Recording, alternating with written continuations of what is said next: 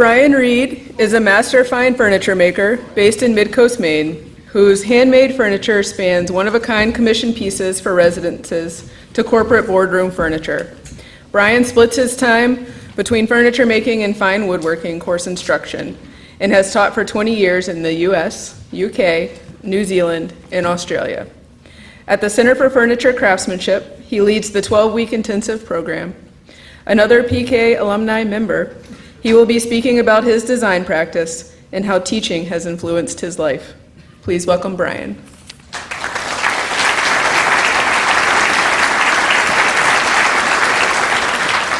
I thought I was after this, but okay, here we go.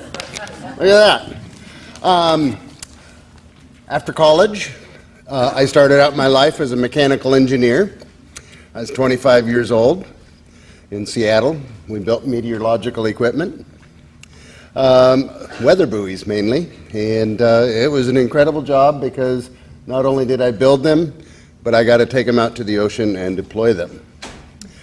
Most of the instruments that we made were for scientists studying global warming. This is back in 1985 or so. But we're also involved in water quality studies, plankton studies, the America's Cup, submarine warfare. Like so many frustrated engineers, I turned to furniture making as a creative outlet. I made stuff for friends, family, such as these kids' benches and this birdhouse memorial from my uncle's deceased parrot, Mr. Green. So after 8 years as an engineer, I decided to call it a day, and I went back to school to Parnham College in England, Southwest England, and I spent 2 years learning to design and make furniture. Best decision I ever made. Here's one of the pieces I made as a student called Case of Chairs. It's also a set of nesting tables. That was the first piece that ever got published in a book for me. So I was really proud of it. I still have it. I moved back to Seattle and commissions started rolling in. I made bookshelves and display cases for Nike, complete fit-outs for snowboard shops. It was awful. I moved to Colorado, became an artist in residence at Anderson Ranch Art Center, met my wife Monica. It was awesome. That's the other best decision I ever made. It was in Colorado that I first began to teach community classes, summer workshops, kids classes. Teaching kids made me fall in love with teaching. There's nothing more exciting than watching kids get excited about making stuff. I never thought I wanted to teach, but once I became a teacher, I realized I had another passion. That previous photo was a bed I made in Colorado, and there were really big commissions that I did. We were there for 8 years. But Monica and I, we moved to Maine, and I started teaching at the Center for Furniture Craftsmanship. This is one of my classes about, 3 or 4 years ago. And these next 4 photos are some of the work I've made since I've been here. We've been here now for 12 years, something like that. I'm interested in patterns, proportions. I'm seemingly influenced by Asian design, but not consciously. I'm interested in how we perceive pattern, and so I love working with patterns in my work. Is it the golden rectangle? Is it the root 2 rectangle? How do we decide to divide space? How does a simple curve affect our perception? Is it a mid-century modern curve, or is it an update on some Ming Dynasty design? What influences what we like? How is it related to our childhood experiences? This is what goes on in my head as I design a piece, and I've been quite lucky in that teaching has given me a fairly steady income, and so all these photos you're seeing are work that are spec pieces, and so I am just exploring my ideas, and so there's a lot of continuity between these photos.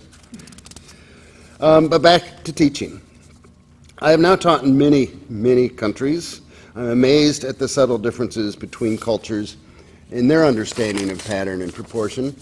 This is Bogota, Colombia, and they didn't do anything that I suggested they do. They came up with their own stuff, And it was fabulous. I couldn't believe it. It was like I wasn't even there. So these are some other pieces I made, and just to show you those. But what I'm really here to, I think, talk about is I never knew I wanted to teach, and now I realize I love teaching. I love teaching as much as furniture making, and nothing has been more pleasant than teaching in the Maine State Prison, where I've been teaching now for 8 years. I started the program. It was just supposed to be a 2-year program. I asked for 10 lifers because I was going to just do it for 2 years, and then they were going to go and teach the next group of students. But it didn't work out that way. I've been there going for 8 years because it's a lot more than just teaching furniture making. And I don't know where I am on here, but I'll just tell you a little story. I had one guy, that's not him, but I had one guy, a big burly guy, nobody messed with him, he was tough, and he was in my class and he made these beautiful tables. I took them to a show and I sold them.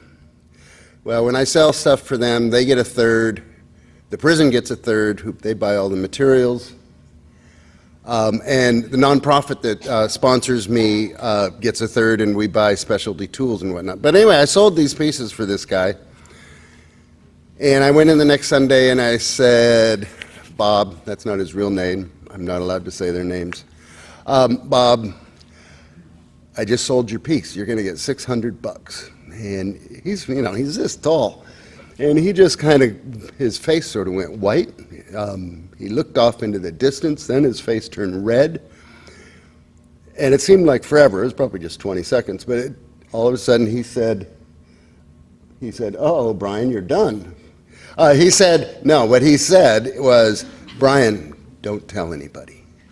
Because it was like he was embarrassed about it because of his riches, or because he was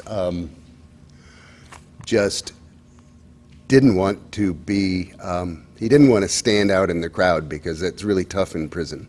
And so that was my last piece that I've made, and thank you very much. That went really fast.